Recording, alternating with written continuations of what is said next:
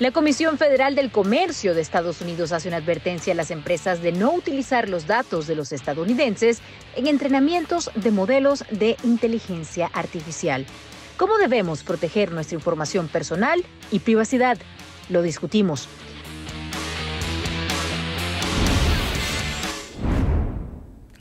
Y qué importante es analizar este tema, porque es el problema de la sociedad moderna.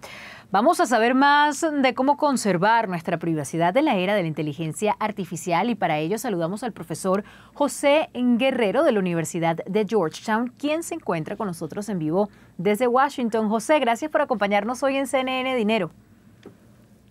Es un placer.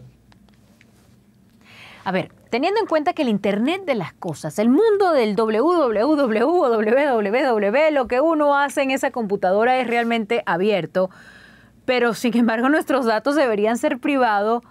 ¿Qué es público en cuanto a nuestro consumo en el Internet de las cosas? Analizándolo en un contexto amplio antes de analizar lo que puede o no ver la inteligencia artificial. O sea, ¿qué tanto es privado de lo que nosotros hacemos en la web? Bueno, uno de los elementos que tenemos que considerar es que la tecnología está avanzando muy rápidamente y mucho más que las leyes. O sea, en Estados Unidos lo que nos estamos dando cuenta en este momento es que las informaciones personales que nosotros tenemos, que muchas veces no son tan personales porque se pueden vender, se pueden utilizar por terceros. Y muchas veces se utiliza para tratar de determinar lo que el cliente también quiere. En el ejemplo de Internet de las Cosas, ¿qué quiere decir? Simplemente que nuestra vida está conectada. Está conectada con los chatbots, puede estar conectado con Alexa, con nuestro refrigerador.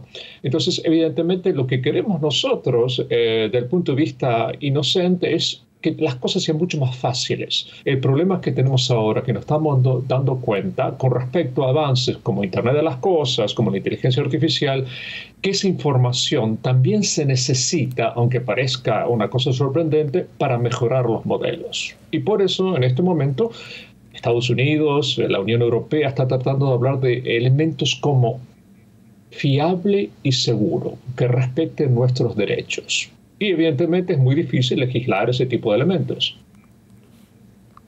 Bueno, ahí va el punto más importante, el entrenamiento. ¿Qué información utiliza la inteligencia artificial para sus entrenamientos? ¿Hay una lista clara de lo que ellos encuentran en el Internet?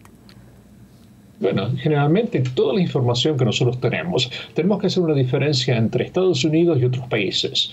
Porque dado que en Estados Unidos no tenemos tanta regulación con respecto a las informaciones personales y muchas de esas informaciones personales están en la web, donde nosotros vivimos, la cantidad de dinero que damos a diferentes grupos políticos, es mucho más fácil conseguir. Pero cada vez que nosotros estamos navegando, haciendo un browsing, esa información, a través de los cookies, desde el punto de vista elemental, es una información bastante útil. Lo mismo pasa con Amazon. Ustedes van a comprar Amazon y de repente vieron un producto hace una semana que aparece misteriosamente delante de ustedes. O sea, uno de los elementos interesantes es que para que la inteligencia artificial sea mucho más perspicaz, se necesitan datos. Nosotros estamos viendo en este momento modelos como el ChatGPT, ¿no? Que es bastante común, el número 1, número 2, número 3, número 4. Y hay una regla, una investigación que apareció el año pasado, que se llama el efecto chinchilla, como el animal chinchilla, que dice, si ustedes quieren un modelo que sea el doble de inteligente, van a necesitar el doble de información. Y eso es muy importante porque estamos viendo esa evolución desde el punto de vista real con los diferentes tipos de modelos, que eso requiere que para que el modelo sea mejor, hay que tener más información. Entonces, el problema es quién corrobora o quién controla la información. Vemos información genética, vemos otras compañías en Estados Unidos como Avastar, que ellos dijeron que iban a mantener nuestra información privada, después la información fue vendiendo, como LinkedIn o otros lugares.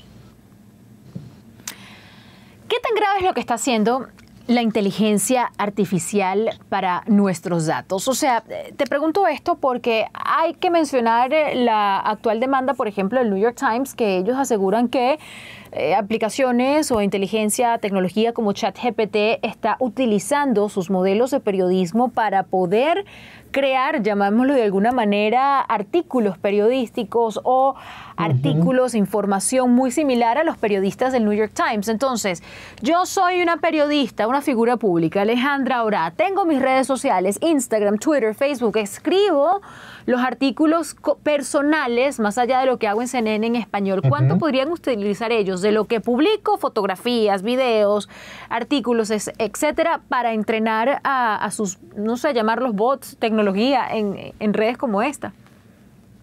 Bueno, mira, en este momento no solamente estamos hablando de inteligencia artificial, hay otros modelos que se llaman digital twin, o sea, hermanos digitales, en lo que están tratando de hacer en este momento, crear de ti o de cualquier otra persona un símile que tiene muchas aplicaciones con respecto a la medicina, lo que fuera.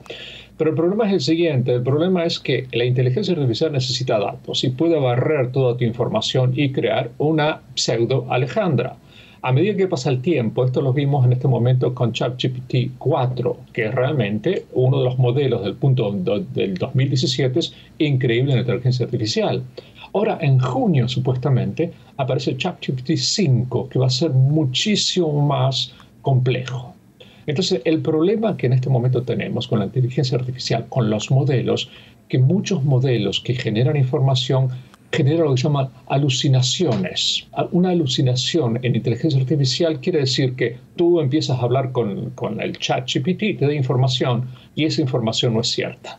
Entonces lo que estamos tratando en este momento de ver que minimizar ese tipo de alucinaciones, porque quiere decir que si alguien escribe algo tuyo, puede tener alucinaciones y puede dar totalmente la información equivocada. Y esa información equivocada puede ser muy, pero muy peligrosa. Porque de cierta forma, dado el avance de inteligencia artificial, no solamente en el periodismo, sino en el arte, sino en las ciencias. Entonces, los modelos en este momento lo que están tratando de hacer es corroborar que es muy difícil. Y es muy difícil realmente minimizar los errores. Un ejemplo interesante es Bloomberg, GPT. Ellos crearon un modelo para finanzas, para aconsejar a la gente que está en finanzas. Y realmente viendo la evolución del modelo, las horas que ellos tomaron para entrenar un modelo como ChatGPT 3 tomó 1 millón de horas y tomó más de $100 millones. Entonces hay que tener cuidado con respecto a eso porque eso está demandando un esfuerzo, no solamente de los desarrolladores, pero también la información que nosotros estamos viendo en este momento. El problema es cómo nos protegemos. Y ahí va la última pregunta.